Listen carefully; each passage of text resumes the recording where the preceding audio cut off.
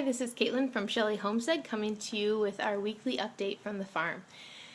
So, last week, if you watched that episode, we had a lot going on. It was a really busy week, and last weekend was no exception, but because we had so much going on in the previous week's video, I didn't actually get a chance to film everything.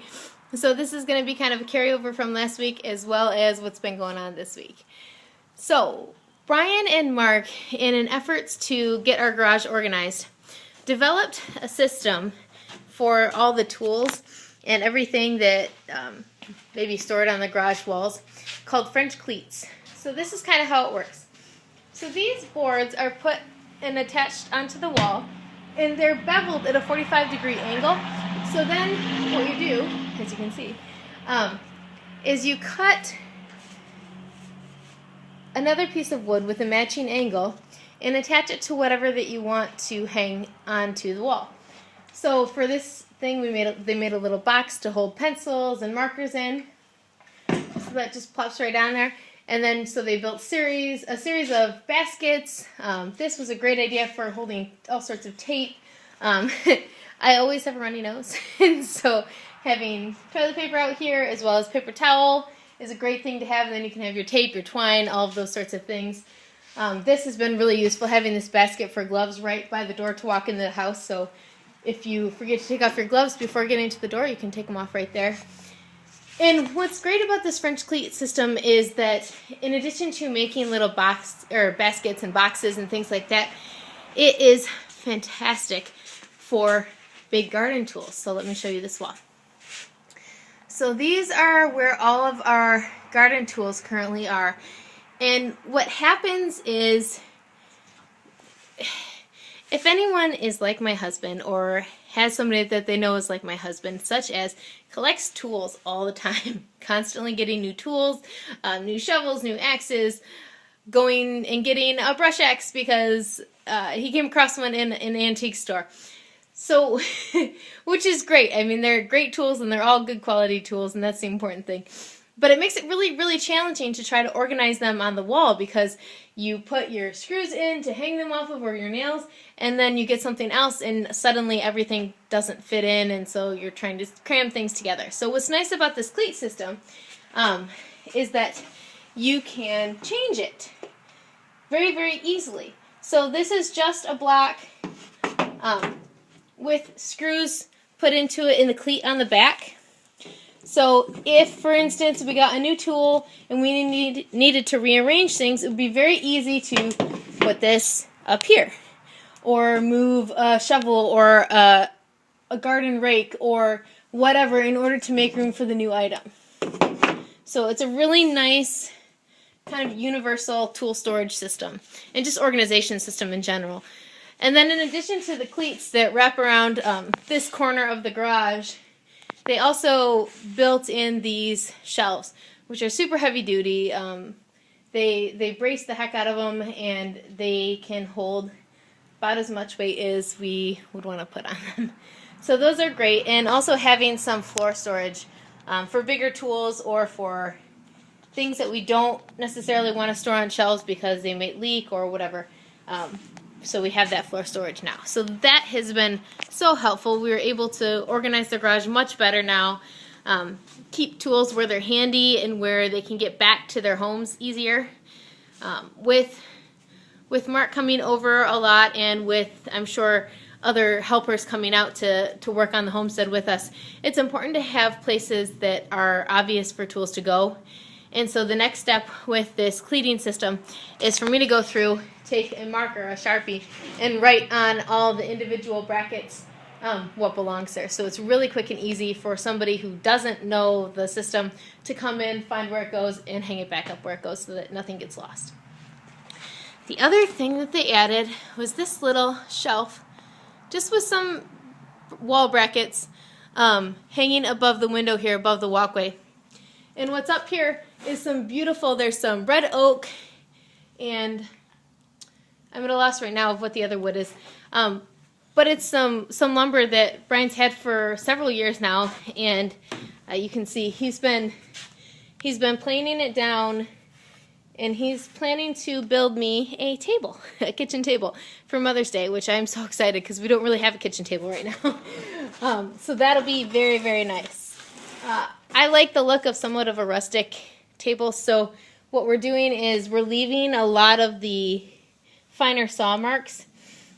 So we're not making it a perfectly clean, smooth, polished finish, but it's nice and smooth, and it'll look really, really nice once it's all set. So I'm very excited about that. What else has been going on around here? So the rabbits, just to give you an update, the rabbits are doing well. They're settling in. Antonio, the male, completely at home, no problems whatsoever. Gets super excited whenever anyone walks in to say hi, comes right up. He's been great. Athena, more reserved, kind of quiet. And then Aphrodite is a little, she's not settling in as well. So we were planning to give the rabbits 2 weeks before we tried to breed them so that they would have adequate time to settle in. So we're planning this weekend to attempt breeding Antonio and Athena. But since Aphrodite's still struggling, we're going to give her another week and see how it goes. Yes. And this is Antonio. Hi. Immediately coming up. He is the first one. Hi. To try to get food from you and attention as well. He's a sweetheart. So, and this is Miss Athena. She's just kind of hanging out. She's a little more wary. Not unfriendly, but wary. And then again, Aphrodite. She's pretty reserved in the corner always. So I'm hoping, these rabbits have never had any sort of natural greens in their diet. They were fed pellets from the store, and so we want to eventually get them out on pasture, but for fear of causing stomach upset and getting them sick, we want to introduce it really, really slowly. So what we've been doing is every day I bring them a small handful of greens, and then we're gradually increasing it so that they can get used to it because they haven't had hay or anything. So once they get used to it and they show us that they're not going to have any illness due to it, then we'll be getting them out on pasture once we build up the rabbit crates, the portable rabbit coops. So that's what's been going on. We did unfortunately today have one of the egg-laying chicks die, the Faverell. I know. He was a cool bird from the sense of he was a different breed and stuff, and it was sad, but it's the way it is. Unfortunately, when you have livestock, there's somewhat of a mortality rate that you have to expect with chicks growing up.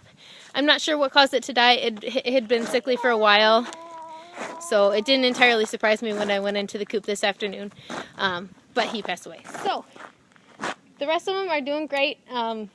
They've been out in the coop for 4 or 5 days at this point on pasture, and they're loving it. They every morning we move the coop and give them some feed and fill their waters, and they go to town on the grass.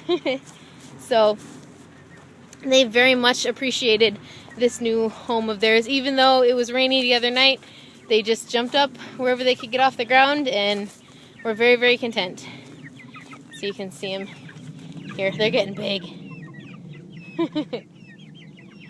And they love to swing on their feeder. So if you can see this feeder here, it's suspended from two lengths of chain from the roof. And I kid you not, they will jump on it and purposely swing that sucker back and forth and just ride on it, just for enjoyment. So clearly they like their home. Otherwise, we've been preparing for the farm market, which starts the first week in May. The first Saturday is the first market day. So we're super excited.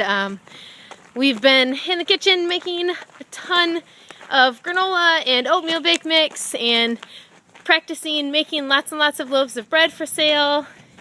And so I want to show you a little bit of what our setup will kind of look like. So I told you last week Mark had built some boxes for display for us. So this is one of those boxes right here. It's got this beautiful beveled angle for display purposes.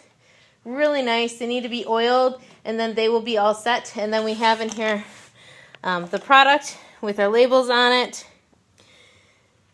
And so each individual set of product will have their own box, all set to go. And then also I burned these wooden labels that will be attaching to the front of the box here. It's a nice little rustic touch, and helps make it easy for customers to come in and find what they're looking for.